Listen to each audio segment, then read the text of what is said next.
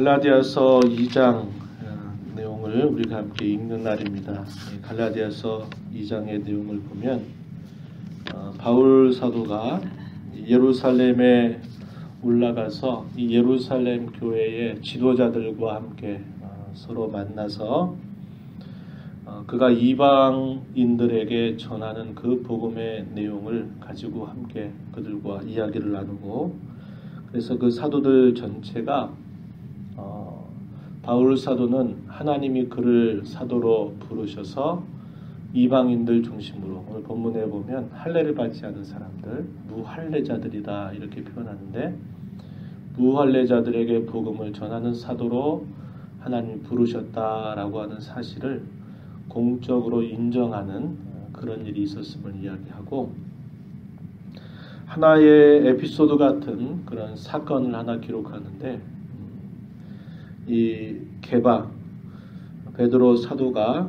이방인들의 전초 기지 역할들을 했던 이 안디옥 교회에 도착했을 때 자기도 모르게 그 유대인들이 자신들에게 오는 것을 보면서 이방인들과 함께 식사를 나누던 자리를 피해가는 그런 일들이 있게 됩니다. 그래서 그 사실에 대해서 바울 사도가 그 사건에 대한 이야기를 듣고, 비록 베드로지만 그가 심하게 면책하는 그런 일들을 행했던 것을 기록을 해주고, 그 과정에서 결국 이 율법으로 말미암아 구원을 받는 것이 아니라 오직 우리가 구원을 받는 것은 믿음을 통해서만 이 구원을 받는다라고 말하는 이 갈라디아서의 가장 중요한 주제를 바로 그렇게 책망하는 자리에서 이렇게 분명하게 소개하고 있는 것을 우리가 보게 됩니다. 우리가 잘 기억하는 유명한 구절들이 여기에 있게 되죠. 그래서 2장 16절 말씀 보면, 사람이 의롭게 되는 것은 율법의 행위로 말미암음이 아니다. 오직 예수 그리스도를 믿음으로 말미암은 줄 알므로 우리도 그리스도 예수를 믿는다. 그래서 소위 로마서와 비슷하게 사람이 의롭게 되는 것은 오직 믿음을 통해서 의롭게 된다. 그래서 이 신, 칭의, 써있자, 신, 믿음으로써 의롭다, 칭함을 받는다 라고 말하는 이 갈라디아에서의 핵심적인 이 주제가 바로 이 9절에서 표현되고 있습니다. 자, 이 내용들을 좀 살펴보도록 합니다. 자, 14년 후에 1절에 가면, 14년 후에 내가 바나바와 함께 디도를 데리고 예루살렘에 올라갔다 이렇게 표현합니다. 그런데 이 14년이 과연 언제를 말하는가, 학자들 사이에 논란이 있는 부분입니다.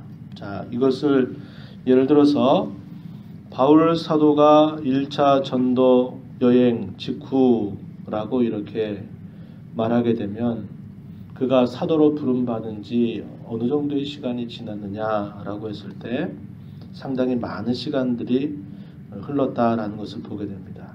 그래서 학자들에 따라서 이것을 제1차 전도 여행 직후의 때로 보느냐, 아니면 그가 다메섹으로 가는 도상에서 부활하신 주님을 만나면서 개종이 된 직후, 회심이 된 직후에 그가 14년을 말하는가에 따라서 그 연대가 좀 다르게 됩니다. 그래서 길게 잡을 때는 적어도 한 17년 정도까지가 될 수도 있고, 또 작게 봤을 때는 한 13년 정도 이렇게까지 볼 수 있는 연대입니다. 그래서 그가 적어도 이렇게 복음의 진리를 위해서 이렇게 그가 깊이 헌신하게 되면서 주 예수 그리스도의 복음을 전하게 되도록 그가 준비했던 그 시간이 결코 짧은 시간이 아니었다라고 하는 겁니다.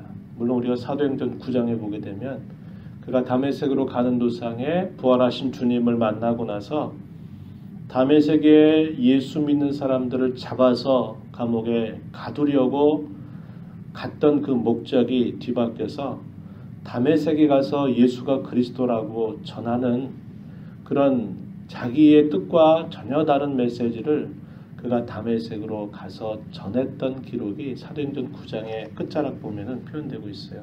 그러나 그가 본격적으로 복음을 전하는 데까지 걸렸던 시간은 대단히 긴 시간이 있었다 이 말이죠. 왜 그렇습니까? 하나님께서 전하게 하실 이 복음의 내용을 충분한 시간 동안 바울 사도로 준비할 수 있도록 하나님께서 그를 준비시켜주셨다 하는 겁니다. 왜 그랬을까요? 그 복음이 그토록 중요하고 그토록 가치가 있고 세상을 변화시킬 수 있는 유일한 대안이요, 유일한 그러한 수단이 되기 때문에 그렇다는 겁니다. 그래서 하나님의 말씀을 그가 전하고 그가 오랜 구약의 많은 말씀들에 대해서 아주 그가 깊이 많이 알고 있었지만 그가 결국 알았던 구약 성경에 대한 잘못된 이해 때문에 결국 하나님이 약속하셨던 메시아를 배척하고 거절하고 그 복음을 그야말로 온전히 반대하는 일에 앞장섰던 그 자신의 모습이 얼마나 하나님 앞에 그가 잘못하고 있었던 것인가 하는 것도 깨닫게 되고 그걸 준비하는 시간으로 가졌다 이 말입니다. 왜 이런 이야기를 나누는가? 그것은 하나님의 말씀 그리고 그 말씀 가운데 우리에게 주신 이 복음의 내용이 그토록 소중한 것임을 우리가 기억해야 된다 이 말입니다. 우리가 되게 복음하면 쉽게 생각하지만 그 복음의 깊이나 그 복음이 가지고 있는 그 말씀의 충분한 내용들을 우리가 대단히 이렇게 겉만 알고 지나갈 때가 참 많아요. 그래서 되게 우리가 예수 믿으려고 하면 이 복음의 내용들을 우리가 생각하지만 예수님을 믿고 난 다음에는 다 우리 노력과 우리 열심으로 무엇을 해야 되는 것이냐 늘 생각하고 착각하고 살아갈 때가 많이 있다는 것이죠. 지난번에도 그런 말씀을 나누었지만은 우리가 하나님 앞에 순종하는 것도 율법적인 순종을 할 수도 있고 또 하나는 복음적인 순종을 할 수도 있다 그랬습니다. 율법적 순종이라고 하는 건 뭐냐? 자신의 어떤 행위를 앞세워서 그 순종하는 결과를 결국 자기의 어떤 덕이나 자기의 공로나 자기의 어떤 영광이나 자기 자랑으로 그것을 하는 것을 말하고 복음적인 순종이라고 하는 건 뭘까요? 그것은 하나님께서 나에게 베풀어 주신 그 은혜가 너무나 크고 너무나 깊고 너무나 감사해서 마땅히 그렇게 살아가기를 기뻐하고 애쓰는 자세를 말해요. 결과가 다릅니다. 겉으로 볼 땐 똑같은 행위를 한 것 같고 똑같이 한 것처럼 보이지만 앞의 경우는 결국은 자기 자신을 높이고 다른 사람을 향해서 오히려 잣대질하는 그런 일들을 하게 되는 결과를 가져오고 복음적인 순종이라고 하는 것은 오직 그 순종을 통해서 그리스도를 영광스럽게 하고 오직 주의 교회의 유익을 드러내는 그런 열매를 가져온다라는 면에서 분명한 차이를 가져오게 돼 있어요. 그래서 우리가 구원받는 데 있어서만 복음이 필요한 게 아니라 이 복음의 풍성한 내용은 우리가 일생 다하도록 우리의 신앙이 끊임없이 자라가기 위해서 이 복음 안에서 자라가야만 된다 이 말이죠. 그래야 그것이 참된 신앙의 열매로 드러나고 하나님께 영광을 돌리는 것이기 때문에 그렇다는 겁니다. 오늘 본문 속에서 바울 사도가 계속 강조하고 있는 것이 뭐냐? 여기 5절 한번 가서 보시죠. 5절. 그들이 누구냐? 자, 4절에 보니까 가만히 들어온 거짓 형제들이다 이렇게 소개하고 있습니다. 그들이 어떤 자들이냐? 결국 유대주의자들. 예수 믿음으로만 충분하지 않고 예수 믿는 것과 함께 할례를 받고 율법을 지켜야만 온전하게 구원을 받는다라고 이렇게 말했던 복음의 순수한 내용을 변질시키려고 했던 거짓된 교사들, 그들을 뜻하는 말입니다. 그들에게 우리가 한시도 복종하지 아니하였다. 이는 복음의 진리가 항상 너희 가운데 있게 하려 함이라. 자, 복음의 진리가 항상 너희 가운데 있게 하려 함이라 이렇게 말했습니다. 복음의 진리 안에 그들이 거하게 하려고 그렇게 하였다. 이렇게 표현하는 겁니다. 복음의 진리가 항상 그들 가운데 너희 가운데 있게 하려 합니다. 라고 하는 이 말은 우선적으로 무엇을 요구할까요? 그 복음의 순수한 내용들을 바르게 아는 것을 당연히 중요하게 여기게 됩니다. 그리고 그것은 그가 그렇게 알고 있고 그가 기억하고 있는 그런 정도만을 말하는 게 아니라 그가 알고 있고 기억하고 있는 그 진리 안에서 행하는 것을 포함하는 말이에요. 아, 저는 알고 있습니다. 예, 저 들었습니다. 이렇게 말하는 것만이 아니라 이 말이죠. 그 들은 그 말씀 가운데 그가 거하고 행하고 사는 것을 뜻할 때 복음 진리가 항상 너희 가운데 있다라고 하는 뜻의 의미입니다. 자, 그 표현이 또 강조가 되죠. 자, 14절 또 가서 한번 보실까요? 14절. 그러므로 나는 그들이 복음의 진리를 따라 바르게 행하지 아니함을 보고, 복음의 진리를 따라 바르게 행하지 아니함, 그게 무슨 말이겠습니까? 4절 말씀과 같은 뜻입니다. 복음의 진리 안에 거하는 삶, 복음 진리 안에 사는 삶. 그리고 왜 베드로 사도를 바울 사도가 순서나 뭐 서열이나 이런 걸 따졌을 때는 비교할 수 없죠. 왜? 베드로 사도 같은 경우는 가장 앞선 자입니다. 그리고 예루살렘 교회의 가장 중추적인 역할을 했던 지도자입니다. 그에 비한 바울 사도는 어떤 인물이에요? 고린도전서 15장에서 그가 표현한 것처럼 마치 만삭이 되지 못해서 태어난 자와 같고 뒤늦게 그가 사도가 되었다고 하는 면에서는 대선배입니다. 그럼에도 불구하고 그가 이 베드로를 향해서 헛되게 책망하게 됐던 이유가 뭐냐? 그가 복음의 진리를 분명히 알고 있음에도 불구하고 복음 진리 안에서 행하지 않기 때문에 그의 행동이 단순히 자기 개인의 순간적인 실수가 아니라 가장 교회의 공적인 사람으로서 공적인 일에 있어서 그 복음의 진리를 자신의 모습 속에 보여주지 못하고 외식했다 이 말이에요. 외식. 자기가 알고 있는 것과 자기가 행하는 것이 다르게 행하는 그 일 때문에 그가 한 행동이 단순히 그의 사적인 하나의 개인적인 잘못의 문제가 아니라 그가 한 행동으로 인해서 그를 지도자로 따른 수많은 사람들이 결국 외식에 동참하게 만드는 그런 일들을 가져올 수 있고, 그렇기 때문에 그는 사도의 권위로서 아주 이 베드로 사도를 헛되게 책망하는 그런 모습을 말하는 겁니다. 그러면서 그 책망하는 내용이 바로 여기 14절에 소개되고 있는 거예요. 그러므로 나는 그들이 복음의 진리를 따라 행하지 아니함을 보고 모든 자 앞에서 게바에게 이르되 내가 유대인으로서 이방인을 따르고 이방 유대인답게 살지 아니하면서 어찌하여 억지로 이방인을 유대인답게 살게 하려느냐, 이렇게 책망하였다 소개하고 있는 겁니다. 그 구체적인 내용은 그거죠. 그가 안디옥에 있을 때 처음에는 베드로 사도와 그의 일행들이 이방인들과 함께 식사하는 것을 문제 삼지 않았습니다. 잘했어요. 물론 당시로서는 그게 쉽지 않은 일이었습니다. 그럼에도 불구하고 베드로 사도도 이방인에게도 생명 얻는 이 회개를 하나님이 주신 것을 보고서 그가 이방인들과 이제 장벽을 허물고 함께 교제의 자리를 마련해서 그 자리에 있는 겁니다. 그런데 예루살렘 교회에 또 기둥같이 여겼던 예수님의 동생 야고보가 이 유대인들을 데리고 이 안디옥을 방문하게 되니까 때마침 그 식사하는 자리에 찾아온 겁니다. 근데 야고보가 그 사실, 그러니까 유대인들과 함께 베드로 사도가 식사하고 있는 그 광경을 아마 볼까봐 베드로 사도가 그 자리를 급히 피해버린 거예요.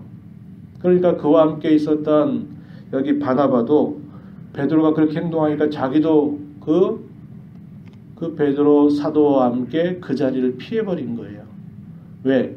당신이 유대인이면서 저 이방인들과 함께 식사하느냐라는 말을 혹시라도 책망받을까봐, 뭐라고 하지 않을까 하는 것을 두려워해서 그 자리를 피했다는 거예요. 그걸 두고 외식이라고 지금 바울 사도가 책망하는 겁니다.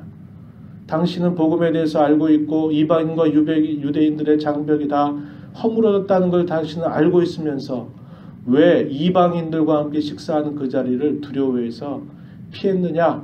그것은 당신이 알고 있는 복음의 진리를 따라 행하지 않은 그런 나쁜 행위다. 옳지 못한 그런 행위다라는 것을 말하면서 헛되게 베드로 사도를 책망하는 그 내용이 소개가 되고 있어요. 그러면서 다시 한번 바울 사도는 힘주어 말합니다. 사람이 하나님 앞에 서는 일, 의롭게 되는 것은 율법을 지켜서 그 율법의 행위를 통하여 하나님 앞에 서는 길이 아니라 오직 우리 위에 보내신 예수 그리스도를 믿는 그 믿음 안에서 우리가 의롭다함을 얻는 것 외에는 다른 어떤 길도 있지 않다라고 분명하게 말하고 있는 겁니다. 그러면서 사도 베드로 바울 사도가 말하죠. 자, 19절. 내가 율법으로 말미암아 율법에 대하여 죽었다. 이는 하나님에 대하여 살려 함이다. 라고 이렇게 분명하게 표현하고 있는 겁니다. 율법을 향해서 죽었다라는 말은 무슨 말이에요? 율법의 지혜, 율법의 지배나 혹은 율법의 멍에에서 벗어나는 것을 뜻하는 그런 말이다. 그죠? 그러면서 그는 자기 자신의 신분에 대하여 이렇게 고백하고 말하는 겁니다. 20절. 내가 그리스도와 함께 십자가에 못 박혔나니 그런즉 이제는 내가 사는 것이 아니 오직 내 안에 그리스도께서 사시는 것이라. 이제 내가 육체 가운데 사는 것은 나를 사랑하사 나를 위하여 자기 자신을 버리신 하나님의 아들을 믿는 믿음 안에서 사는 것이다. 내가 하나님의 은혜를 패하지 않는다. 만일 사람이 의롭게 되는 것이 율법으로 말미암는다면 그리스도께서는 헛되이 죽으신 것이다. 이렇게 그를 말하고 있습니다. 그래서 자기는 그리스도와 함께 십자가에 못 박힌 자다. 이제는 내가 사는 게 아니라 내 안에 그리스도께서 사시는 것이다. 이게 복음을 통해서 믿음을 통해서 의롭다함을 받은 그 사도 자신의 고백이면서 동시에 이렇게 복음을 통하여 의롭게 된 모든 사람들의 자신들의 변화된 삶의 모습을 이렇게 갈라디아서 2장 10절에서 표현하고 있는 것을 보게 되죠. 오늘 우리가 살고 있는 시대는 굉장히 이단들이 굉장히 우후죽순처럼 일어나고 있고 독버섯처럼 계속 아주 자라고 있는 그런 시대입니다. 얼마나 많은 이단들이 지금 우리 이 대한민국을 휩싸고 있습니까? 뿐만 아니라 이 땅에 수많은 젊은이들이 신천지에 빠져가지고 젊은 대학생들이 이 건전한 교회는 별로 없고 이 젊은 대학생들이 이런 이단에 빠져가지고 거기에 빠지게 되면 한번 헤어나오기가 그렇게 힘들다 이 말입니다. 지난번에 CBS에서 막 시위했던 그 사람들 보세요. 거기에 젊은이들이 이렇게 많아요. 나이가 많이 든 그런 분이 아니라 젊은이들이 거기에 빠져가지고 그게 진리라고 외치고 있고 바른 복음에 대해서 시위하면서 반대하고 있는 모습을 보세요. 지금 이게 우리 한국 시대의 이런 민낯과 같은 그런 모습이다 하는 겁니다. 그뿐이겠어요? 건전하지 못한 그런 신앙운동들이 계속적으로 지금 이 한국 시대를 우리 사회를 감싸고 있다 이 말이죠. 그러한 시대 속에서 우리는 복음의 진리를 바르게 알아야 되겠고 아는 것뿐만 아니라 그 알고 있는 복음 진리 안에서 살아야 된다 이 말입니다. 이게 하나로 묶여져 있어야 되는 것이죠. 또 하나는 믿음으로 사는 삶이란 그리스도와 십자가에 못 박힌 삶이고 그가 우리 자신을 주장하시는 삶이라고 하는 것을 기억하면서 내 안에 그리스도께서 사시는 삶, 내 안에 계신 그리스도를 존귀하게 하는 삶을 살아가는 우리 모두가 되기를 진심으로 축복합니다. 하나님 아버지 감사합니다. 이 새벽 시간에도 저희들을 주께로 인도하셔서 함께 찬송하며 주의 말씀을 나누게 하시고 이 말씀에 의지하여 기도하며 주 앞에 이 하루를 살게 해주셔서 감사합니다. 예수 그리스도 안에서 저희들에게 베풀어 주신 구원의 큰 은혜를 저희로 바르게 알게 하시며 깊이 풍성하게 또한 넓게 이 말씀들을 알므로 말미암아 우리가 복음의 진리에 확고하게 서 있는 삶, 복음 진리 안에서 거하는 삶, 그 삶을 힘써 살아가는 저희 모두가 되게 하시옵소서. 내가 나를 주장하는 삶이 아니고 내가 나의 행위를 드러내는 삶이 아니라 오직 그리스도께서 내 안에 계셔서 나를 주장하시는 삶, 주님이 우리 안에서 왕노릇 하시는 삶을 살아가는 저희 모두가 되게 하여 주시옵소서. 주의 보호자 앞에 나와 간구하는 모든 심령들의 간구를 들어주시고 주님 만나 주시옵소서. 예수님의 귀하신 이름으로 기도하옵나이다. 아멘.